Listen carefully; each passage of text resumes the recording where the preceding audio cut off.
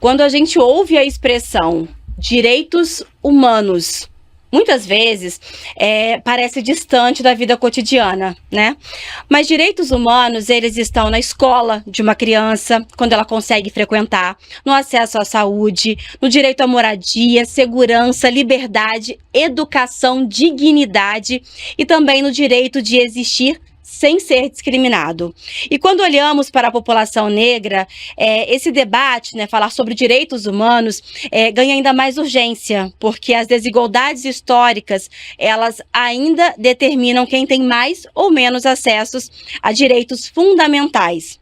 E esse é o tema de hoje aqui do nosso Empoderação, direitos humanos. Fica comigo. Empoderação.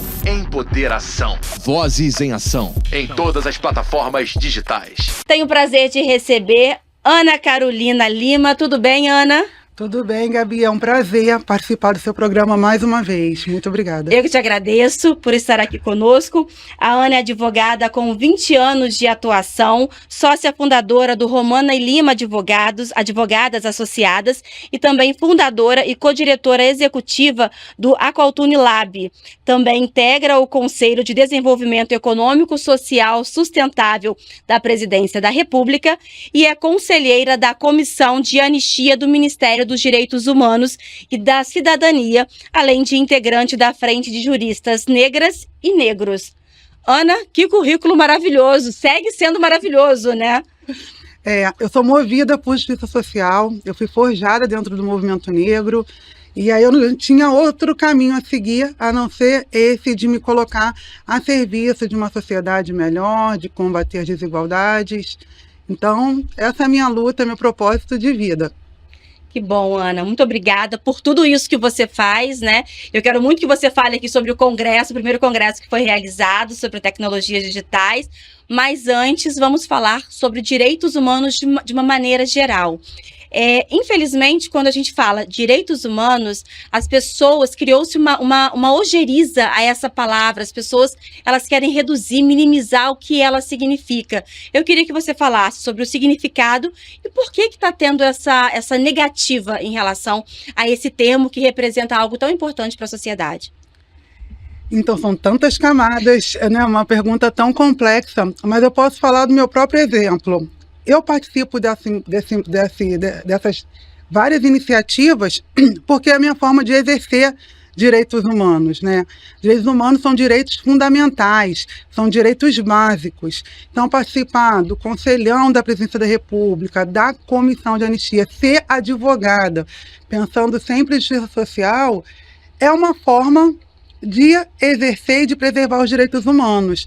Então, a quem interessa, né, desqualificar esse conceito que é inerente a todo mundo. Todo mundo. Nós somos humanos, precisamos de direitos, que é um mínimo para a gente ter o nosso pacto social, né? É o nosso mínimo de acordos para a gente conseguir viver em sociedade. A gente vive com um pacto social, né? A gente não é proibido uma série de coisas que estão dentro dos códigos, das legislações, e tudo isso é dentro do arcabouço dos direitos humanos.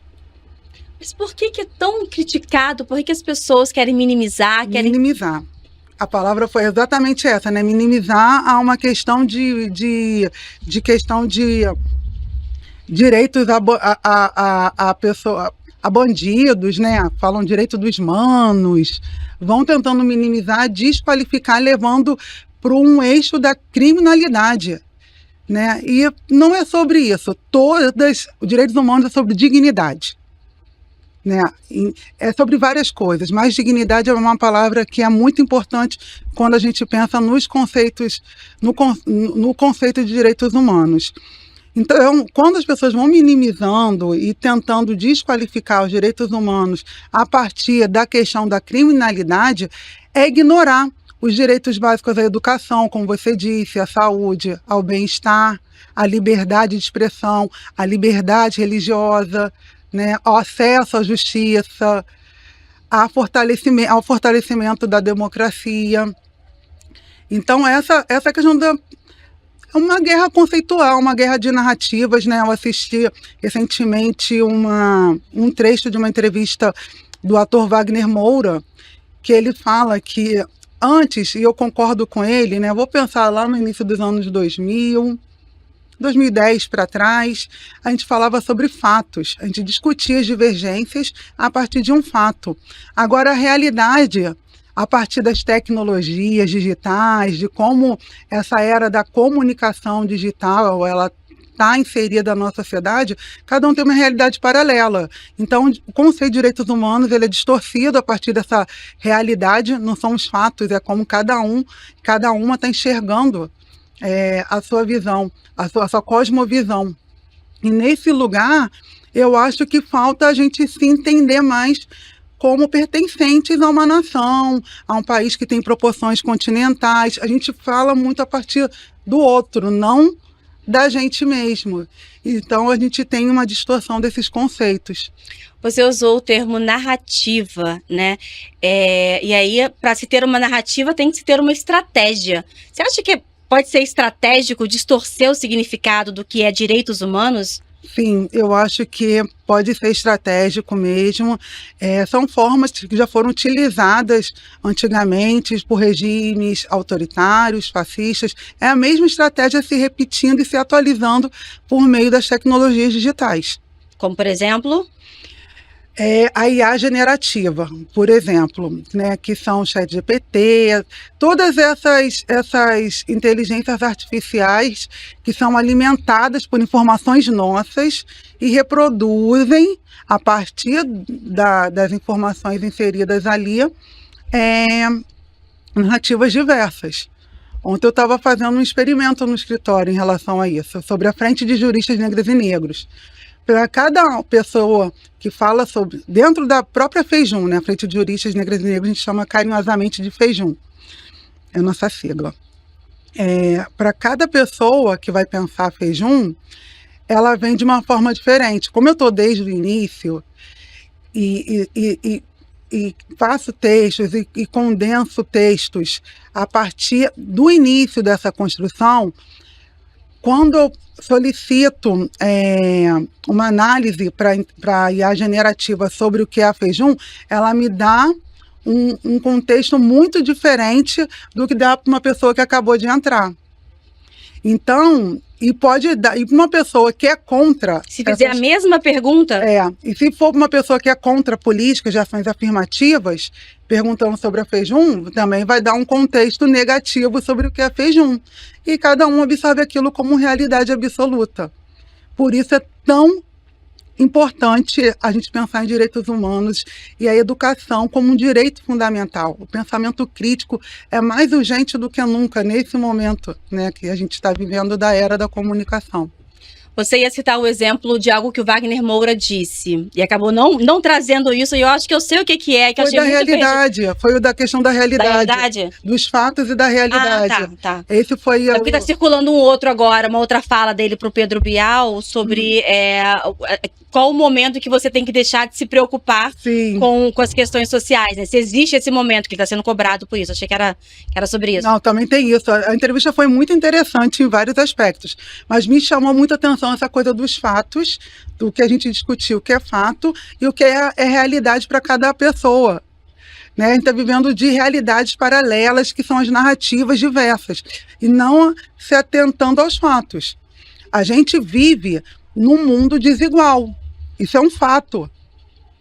E aí, nessa realidade paralela, vai ter gente falando que tá tudo, que não existe desigualdade, que é mimimi, que aí os direitos humanos não prestam, que esse direito humanos são direito dos manos, é um direito à vadiagem, né, é um direito de ser protegido mesmo fazendo alguma coisa errada, e essa é uma distorção dos fatos.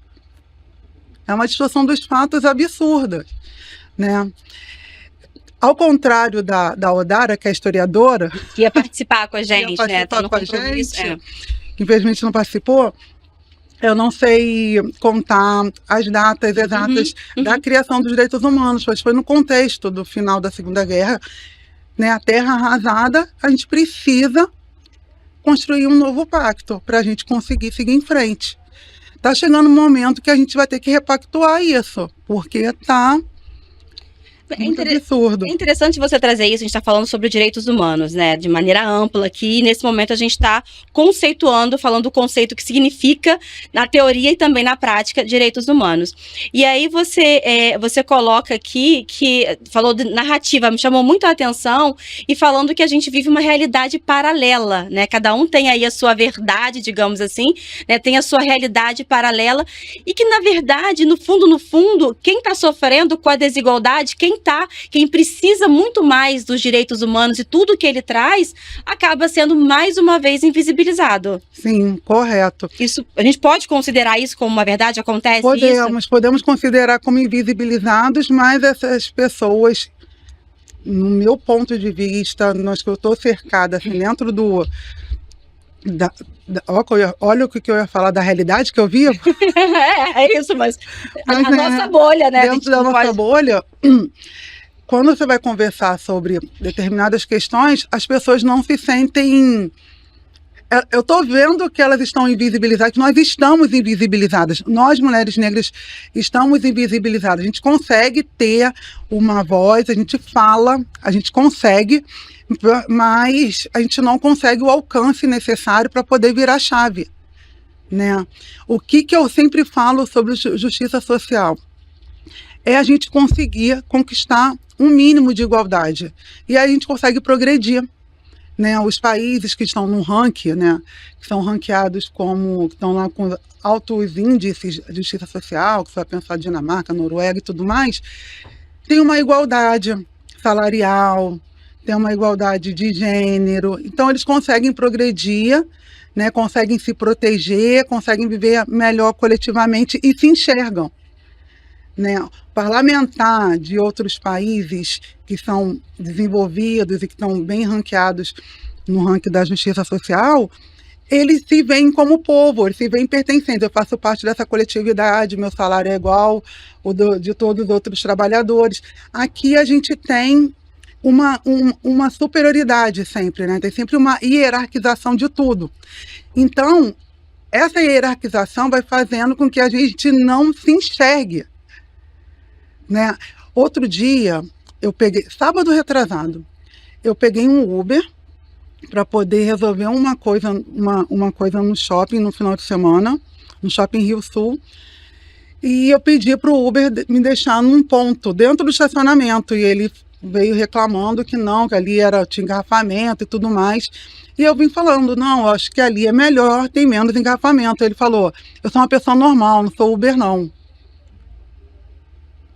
Ele dirigindo um carro de aplicativo. Tirando o seu sustento dali, complementando tirando o seu sustento no final de semana, e ele falou que ele era uma pessoa normal, que ele não era Uber. Ele estava só fazendo ali um bico no final de semana. A invisibilização, ele não está se enxergando e ele é invisibilizado no sistema todo. E está ali com o automóvel dele, ele pagando todos os custos para trabalhar para uma plataforma. Sem nenhum direito trabalhista, sem nenhum direito, sem nenhum nada. Era num sábado à tarde e ele falando que ele era uma pessoa normal e que não era motorista de aplicativo. Muitas vezes eu entrei em carros de aplicativo e aleatoriamente os motoristas disseram, eu não sou Uber não, eu sou administrador de empresa, eu sou comerciário. Então, essa hierarquização ajuda na nossa invisibilização social, porque quando a gente se sente, como nós somos visíveis de verdade, a gente muda a chave, a gente muda políticas, a gente precisa ser percebido. Só que para a gente ser percebido, a gente precisa de ação, a gente precisa se enxergar mesmo, assim. Eu sou uma advogada da classe trabalhadora.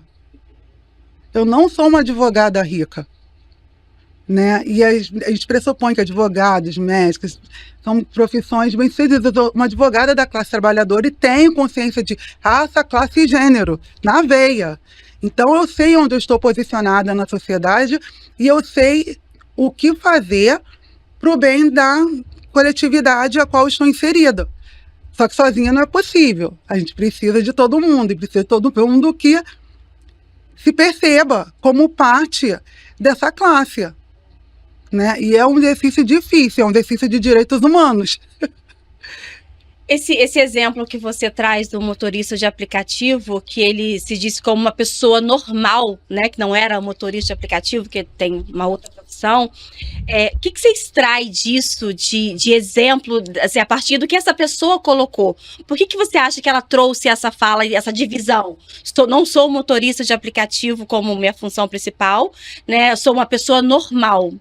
Motorista de aplicativo não é uma pessoa normal? Pois é.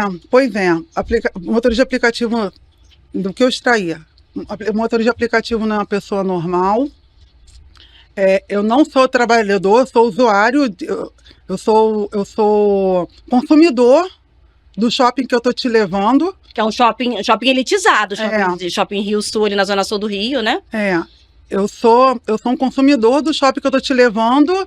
E o incômodo mesmo de estar levando duas mulheres negras para aquele shopping. Para aquele shopping. E você ditando aonde ele deveria, estar. Estacionar, né? Parar várias camadas, né? Que ele não percebeu. Porque a gente tem uma blindagem cognitiva na sociedade, né? A gente só se enxerga a partir do ponto que nós estamos.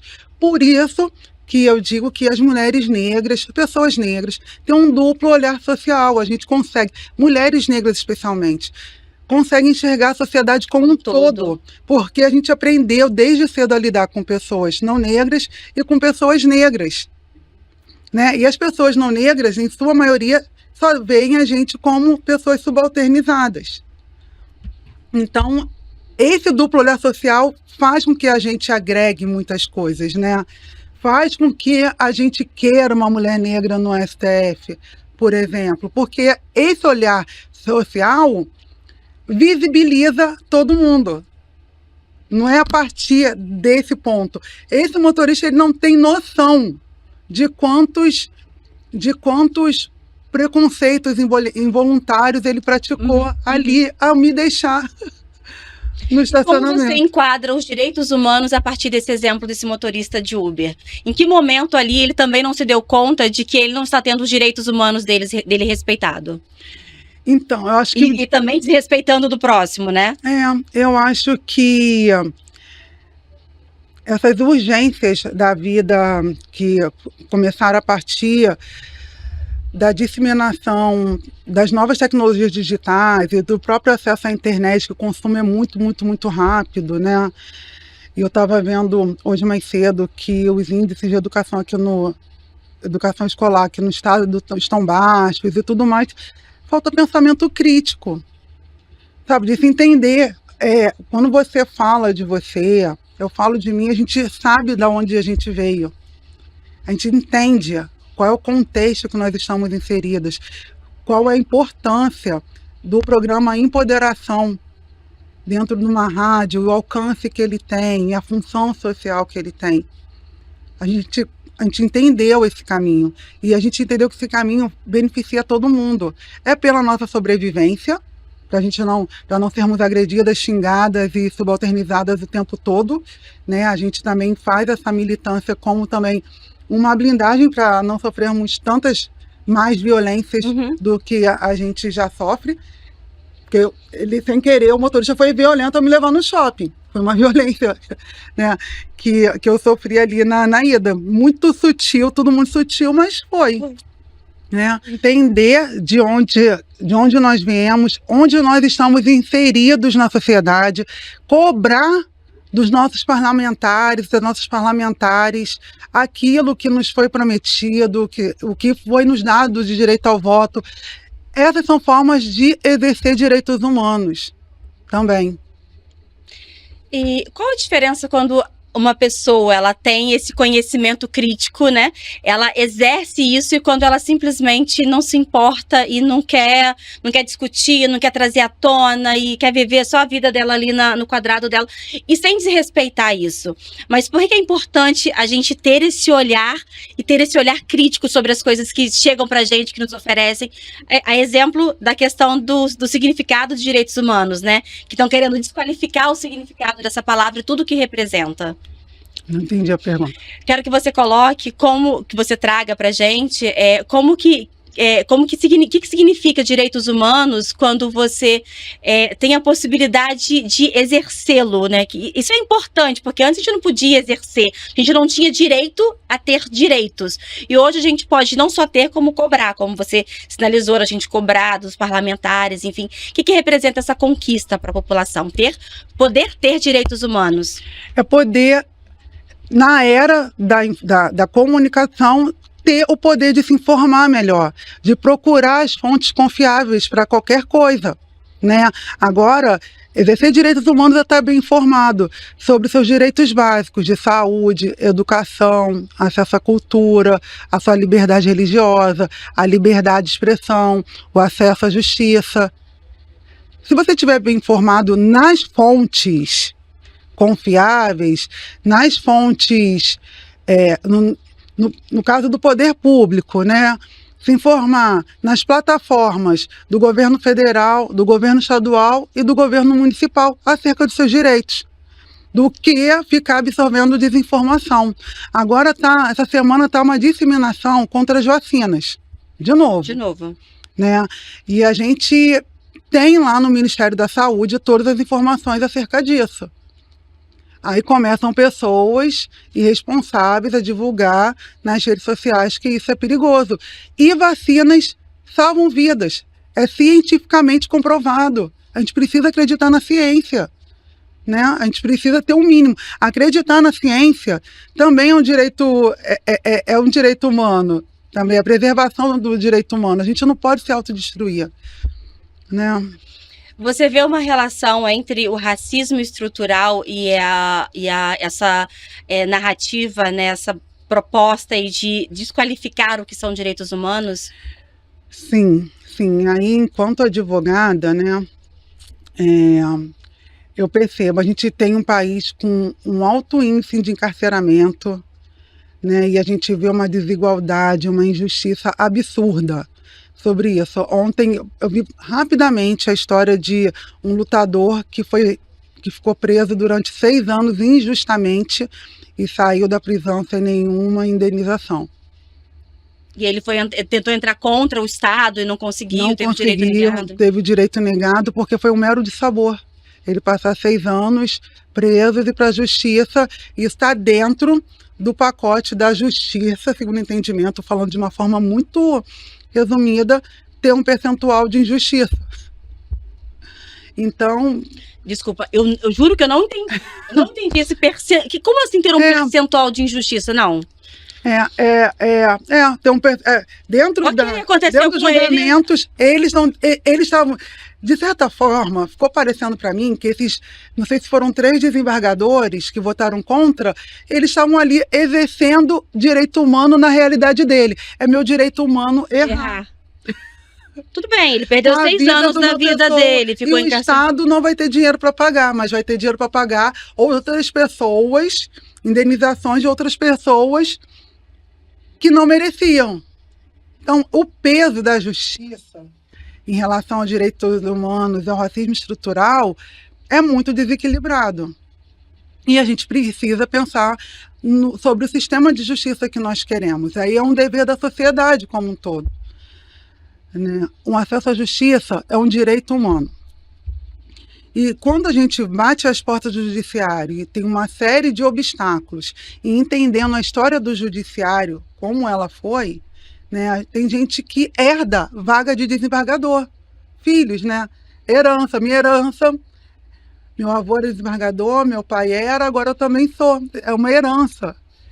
E é quando a gente não mudar esse pensamento, porque as pessoas estão na blindagem cognitiva e estão vendo o mundo a partir delas, não sabe qual é a realidade da maioria, só vivem a partir da realidade paralela delas, a gente vai continuar praticando essas injustiças, o racismo vai continuar se atualizando em todos os lugares, porque ele é estrutural. Aproveitando, Ana, esse exemplo que você trouxe, né, desse jovem que ficou preso injustamente, a justiça provou, né, que ele não cometeu nenhum crime, que foi preso justamente por 6 anos e não conseguiu nenhum tipo de reparação nem indenização do próprio Estado, e esse é só um dos casos, dos muitos casos que a gente tem conhecimento. Isso traz para uma outra questão, que é a da educação, né? É a gente aprender, a gente se informar, a gente ter conhecimento, para a gente poder também saber dos nossos direitos e saber do que a gente pode, o que a gente não pode, mas também onde a gente pode, o que a gente deve fazer, né? Isso, qual o papel da educação, qual a contribuição que ele traz para os direitos humanos? A educação é uma liberdade do pensamento, né? A gente tem um cérebro muito potente, todo mundo, cientificamente sabemos disso, e a educação, ela é libertadora, ela é a chave, né, para a gente melhorar a sociedade, para a gente melhorar enquanto coletividade. O aprendizado da verdadeira história do Brasil traz sentimento de pertencimento, e quando eu falo verdadeira história do Brasil, é incluindo a Lei 10.639, a 11.645, para os currículos e tudo mais. Eu percebo que até a própria história do Brasil ela é contada em diferentes vertentes, né? Puxando para a história, mas nas outras áreas também, dentro da educação. E isso tudo, ele traz sentimento de pertencimento, né? E fortalece o país como nação. E, consequentemente, né, valoriza e promove os direitos humanos. Para que a gente não ache também que situações como essa são normais, são corriqueiras. Foram só 6 anos que ele ficou preso, imagina. São 6 anos, né? Pois é. É bem difícil. Eu queria puxar para o tema da tecnologia, porque isso que você disse por último conecta diretamente com o que eu quero trazer. Gabi, eu nasci nos anos 80. Eu sou de 81, eu tenho 45 anos e eu também estava conversando no escritório, na hora do intervalo, sobre isso que eu estou trazendo durante toda a entrevista, que é a era da comunicação digital. De como que isso também atrapalha nesse senso de educação, né, do senso do que é o fato, direitos humanos está na nossa Constituição e também está em tratados, em documentos internacionais, de ser o pacto social que rege o planeta Terra, os direitos humanos em cada forma, em cada documento onde ele está inserido. Eu me lembro que quando eu era criança, sei lá, com 10 anos, eu escrevi mais de 100 cartas para o caminhão do Faustão quando ele foi na minha cidade, em Teresópolis. E era um trabalho, você tinha que escrever. Prêmios, não era isso? Era um caminhão de prêmios, só que você tinha que escrever cartas e botar no correio. Aí era uma montanha de cartas que era sorteada por algum autor. E aí você ganhava aquele caminhão de prêmios. Carta, né? Imagina, as pessoas indo nos correios e escrevendo cartas. Quero ganhar no caminhão do Faustão, eu tinha que escrever várias cartas. Sim. Eu escrevi centenas à mão. E eu estava usando isso como exemplo para falar de como a minha vida foi mudando. Tanto depois enquanto advogada, porque eu já tenho 20 anos na profissão, mas enquanto uma mulher negra vindo do interior do estado, de como essa comunicação foi afetando a minha vida e as minhas relações e a minha forma de me comunicar com o mundo. Começava com as cartinhas, eu trocava cartinhas, eu entregava na casa das pessoas e para os colegas da escola o meu convite de aniversário, que eu comprava na papelaria, era aí eu botava o dia e a hora do aniversário e entregava. Você lembra disso? Lembro, eu tô até aqui, né, nostalgia. Porque eu quero me comunicar melhor com as pessoas, eu não quero comunicar de massa, de todos. Né? Eu percebo cada pessoa que está na minha vida de um jeito. Né? E aí, como eu fui... Isso tem a ver com a forma que eu fui criada, mas também tem a ver com a minha formação em direito, né? E com a minha própria personalidade. Eu quero dar atenção. Eu gosto de receber atenção, eu quero dar atenção. Então, minhas redes são muito fechadas, a minha forma de comunicar com as pessoas são muito fechadas. E aí, essa aceleração faz com que a gente não mastigue as informações devidamente. Eu estou falando isso para você e também já contei aqui nessa entrevista que eu li rapidamente sobre a pessoa que ficou presa injustamente, o lutador que ficou injustamente preso durante 6 anos. Eu estou falando com você de informações que eu estou consumindo muito rápido. E isso não é ideal, isso cansa demais, é muito É cansativo. muito volume de É informação. muito volume, elas não ficam, né? A gente não assimila. Então a gente vai entregando a comunicação atropelada, então a gente não consegue dialogar mais. A gente não consegue mais ligar para as pessoas, tem que perguntar se pode ligar. Manda mensagem pro WhatsApp, posso te Pode te ligar? É. Então, para quem viveu essa era analógica de ligar, de personalizar a comunicação, nesse período, com um monte de desinformação, comunicação truncada, a forma que eu escrevo para você, eu não sei como está o teu astral para entender a forma como você está recebendo. Então, tem muitas coisinhas, né, Tem imbricadas muitas camadas. que atrapalham o nosso, que eu estou percebendo que está atrapalhando o nosso desenvolvimento mesmo, assim, quanto fortalecimento e quanto nação. A mensagem não está chegando como deveria chegar. Tá ficando aí pelo meio do caminho. E é muito difícil a gente comunicar o que a gente quer comunicar de fato, porque as pessoas não têm tempo, tem que caber em 30 segundos, tem que caber em 1 minuto.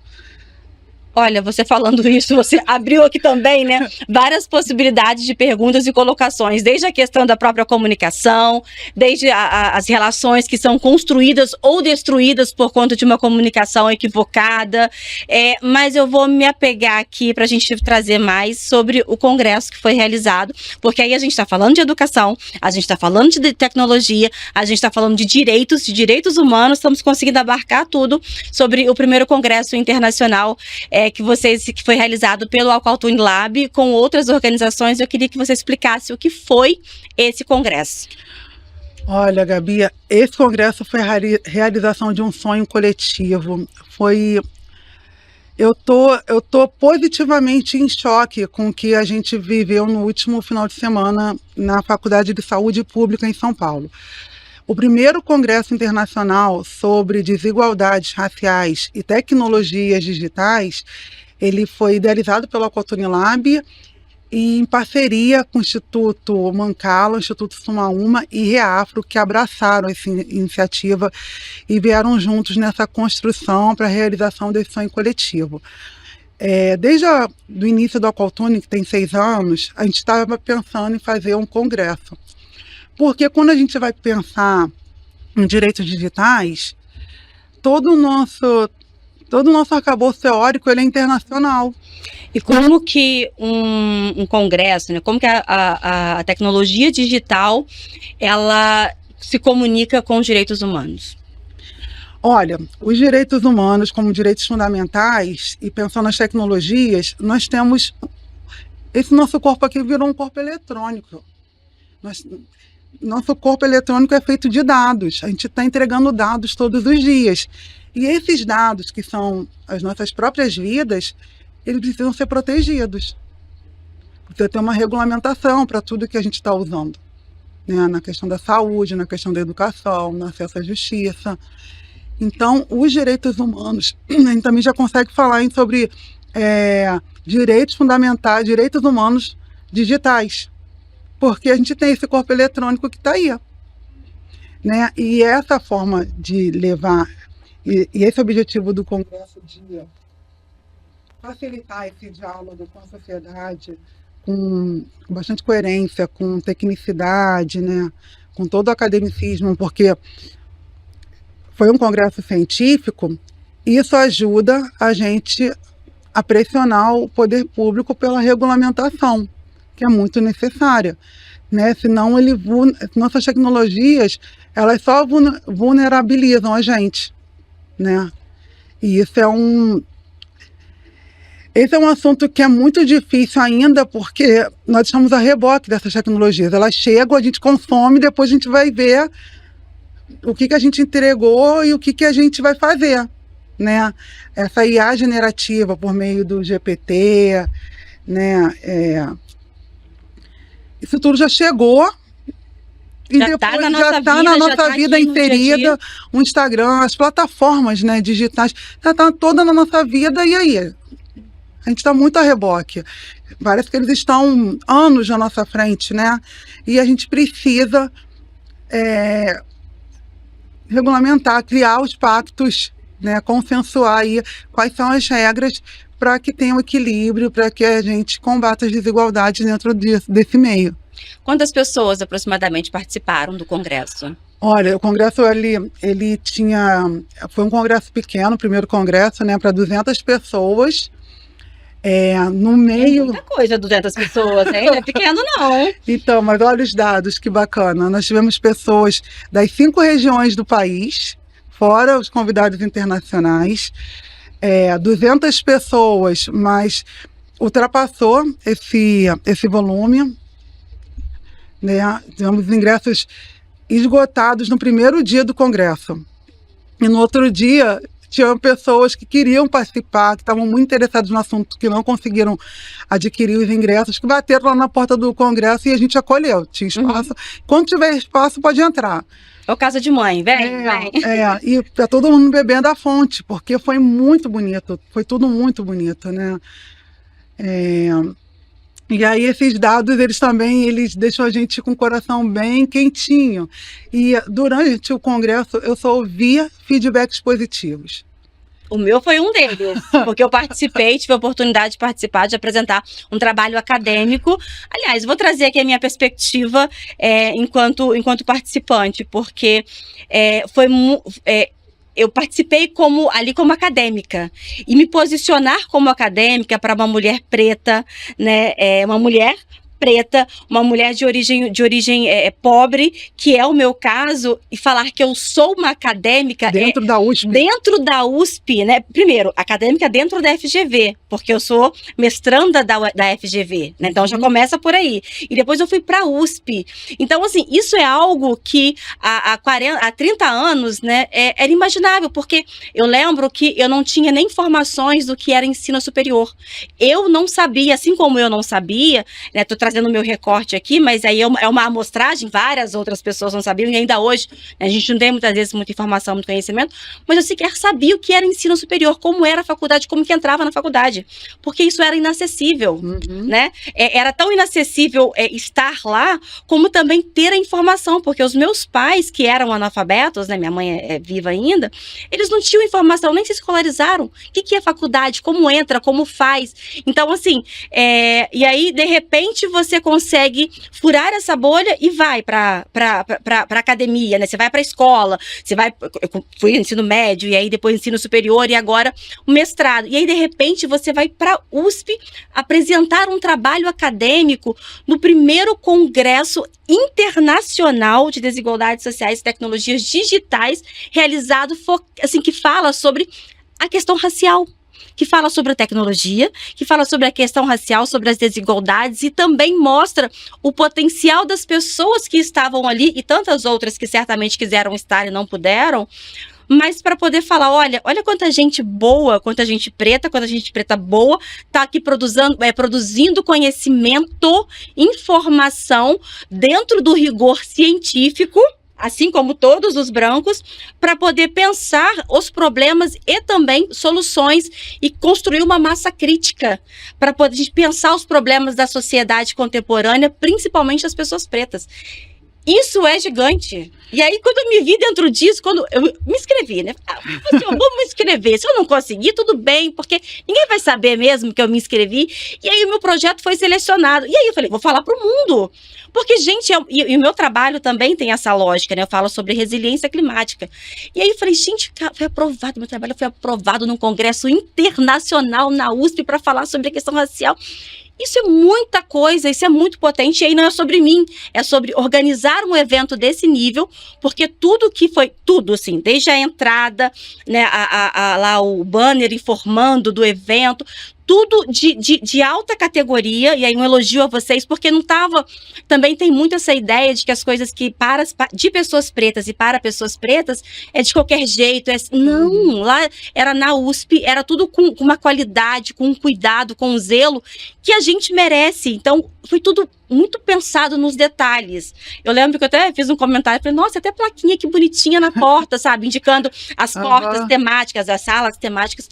E isso é muita coisa coisa, é muita. Talvez a pessoa no dia a dia dela ainda não tenha se dado conta do que significa esse congresso e do marco que é isso, né? A porta que se abre também a partir disso, porque a gente está na academia, a gente está levando o nosso conhecimento, a nossa experiência, o conhecimento ancestral, que eu já vou encerrar, porque eu tô falando muito, desculpa. Eu tô adorando.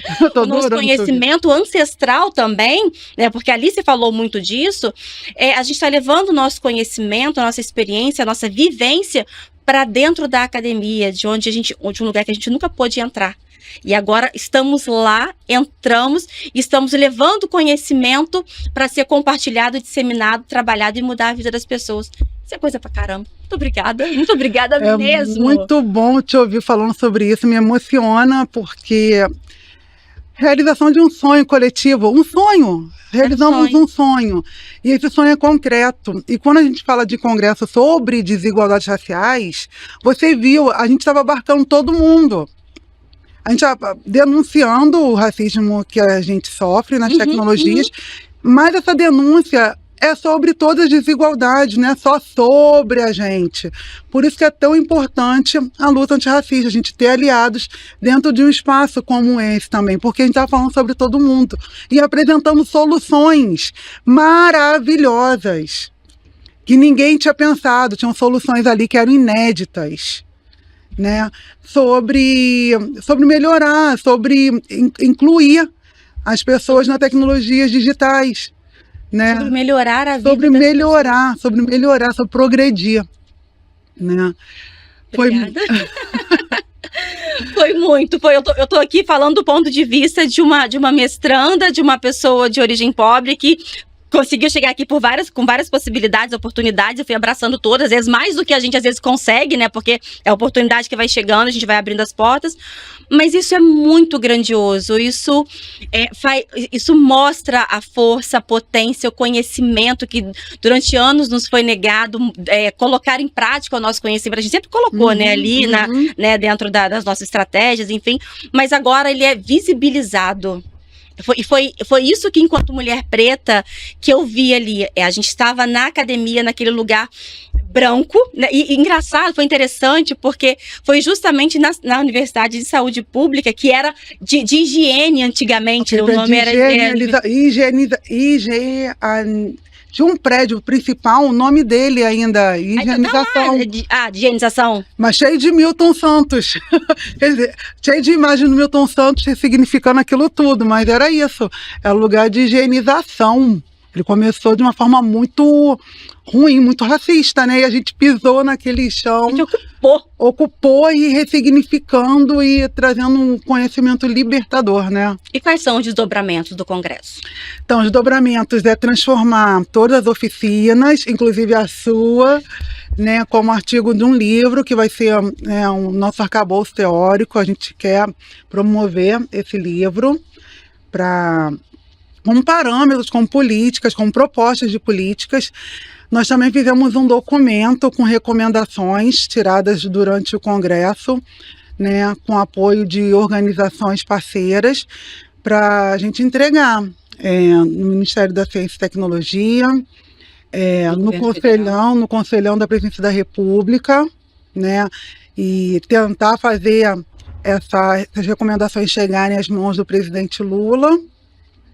E também com a iniciativa privada. Então, são recomendações que vai ajudar todo mundo, sabe? Que vai dar uma equilibrada nesse jogo aí das empresas com a sociedade. Gostei de você trazer aqui iniciativa privada, porque a gente está falando muito do setor público, né? Porque direitos humanos também têm que ser exercido ali em todos os lugares. Em todos. E aí, falando do Congresso, a iniciativa privada vai se beneficiar muito desse livro, né? Do resultado de tudo que foi colocado ali, porque certamente, como você sinalizou, tem iniciativas ali que são inéditas, né? Então, assim, foram pensadas ali, que foram expostas, e as empresas, enfim, né? As empresas privadas, os órgãos públicos também, que se conectarem, beberem agora nessa fonte já já lapidada por vocês, né? Que o primeiro passo já foi feito, foi lá o congresso, foi reunir todos e agora consolidou nesse documento e também no livro. E ter acesso a esse livro é entregar um instrumento que o órgão público e a iniciativa privada podem usar para transformar a vida das pessoas e, no caso da iniciativa privada, também ter os seus lucros, porque se eles não tiverem lucro, eles não fazem, Pois né? é. Você enxerga dessa maneira? É possível Enxergo. pensar assim também? É possível pensar assim, é o nosso objetivo. É espalhar a palavra, espalhar o que a gente viveu lá naquele congresso, porque foi muito bom, né? Foi muito produtivo e é muito importante para o desenvolvimento, né, do país. Agora falando enquanto sonho, né? Foi realizado, agora avança o congresso. Mas lá atrás foi um sonho. O que isso diz sobre a capacidade das pessoas pretas de sonharem? Esse sonho de mudança mesmo, da gente viver e perceber que a gente está fazendo uma mudança. Eu acho que o movimento negro, ele é a chave de todas as mudanças positivas do país, sabe? Desde a Constituição de 88, tem muito do movimento negro ali. Nas melhores iniciativas do Brasil, o movimento negro e o movimento de mulheres, né, direitos humanos, né? O movimento negro e o movimento de mulheres é extrato dos direitos humanos. Em todas as melhores iniciativas de inclusão do país, o movimento negro, o movimento de mulheres, o movimento das minorias, que são maiorias, como uma das palestrantes internacionais disse lá, né? Nós somos uma maioria global, não sou global, nós somos uma maioria global, né? Mas minorias, de acordo com a pirâmide social. A gente faz as mudanças, a gente promove as mudanças. É a nossa força, que é a força positiva que muda o mundo para melhor. A gente pode falar, Ana, deixa eu falar aqui tua bio rapidinho. Ana Carolina Lima, advogada com 20 anos de atuação, sócia fundadora do Romana e Lima Advogadas Associadas, fundadora e co-diretora executiva do Aqualtune Lab, também integra o Conselho de Desenvolvimento Econômico Social Sustentável da Presidência da República, é conselheira da Comissão de Anistia do Ministério dos Direitos Humanos e da Cidadania, além de integrante da Frente de Juristas Negras e Negros. Para a gente já encerrar, a gente falou sobre vários pontos aqui, a tecnologia foi central aqui, né? A comunicação e a tecnologia. Quando a gente fala sobre direitos humanos e a gente fala sobre tecnologia, e a gente tem um congresso, o primeiro congresso internacional que trouxe tudo isso à tona, sob uma outra perspectiva. Qual o recado que está sendo dado a partir disso tudo para o futuro? Olha, que o futuro é de todo mundo, é de pessoas negras, não negras, o futuro é de todos nós e o futuro é tecnológico, é um caminho que não tem volta. Então, que a gente combata o racismo nesses ambientes para que a gente expurgue da estrutura do país esse mal, o racismo, mas que a gente também, no futuro, sejamos pessoas negras reconhecidas como aquelas, né, que constroem, que estão ali formulando políticas, iniciativas, que sejam reconhecidas como pessoas que têm contribuições relevantes para o país, não fiquem só nos bastidores. O futuro que eu vejo é inclusivo de todas as formas, inclui todo mundo, porque tem lugar para todo mundo, tem espaço para todo mundo. Seja inclusivo, esse futuro seja sempre inclusivo. Tá joia, Ana. Estamos na reta final, Ana Carolina, da nossa entrevista, e eu quero agora deixar o espaço aberto para que você faça essas considerações finais. De repente tem algo que a gente não abordou, que a gente falou sobre tanta coisa aqui, né? E temos assunto para muito mais, e esse é o momento para que você traga, de repente, se algo ficou faltando, já coloca aqui, porque na próxima conversa a gente aborda. Tá bom, Gabi, eu quero agradecer a oportunidade de estar mais uma vez aqui no programa Empoderação. Essa iniciativa ela é muito importante. E falar sobre direitos humanos digitais, relações raciais, direitos, né? É sempre muito importante. Não é uma tarefa fácil, eu já falei outras vezes que eu sou tímida, Mas é uma tarefa necessária e esse exercício que você abre para nós mulheres negras é muito importante, né? Para que a gente amplie os debates, que a gente consiga conquistar espaços que são nossos, né? Que são de toda a coletividade. E a gente tem a oportunidade de falar sobre o que a gente faz nos bastidores. E ser dos bastidores não é um problema, nenhum, porque alguém tem que trabalhar enquanto a outra pessoa está na linha de frente, porque estar na linha de frente é muito difícil também. Mas que sejam reconhecidos toda a contribuição das mulheres negras para essa sociedade. Eu tenho certeza que somos nós que carregamos toda a sociedade. E a gente precisa desses espaços de acolhimento e de acolhimento e de reconhecimento dessas trajetórias, né, para que elas não sejam invisibilizadas. Tá joia, Ana Carolina. Muito obrigada pela entrevista, pelo papo aqui, pela contribuição, pelo congresso e por tudo que você, a Coatune Lab, quais são os outros órgãos que estiveram no congresso? Instituto Suma A Coatune Lab, Instituto Mancala, Instituto Suma e Reafro.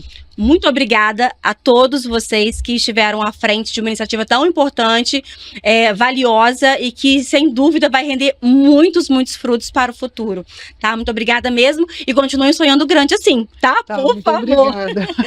Muito obrigada. E assim nós encerramos mais um Empoderação. Conto com a sua presença, com a sua audiência. Segue a gente aqui no YouTube, tá? Empoderação. Vem conosco porque aqui tem conversa boa e tem ação, porque nós somos mulheres pretas, né? É isso.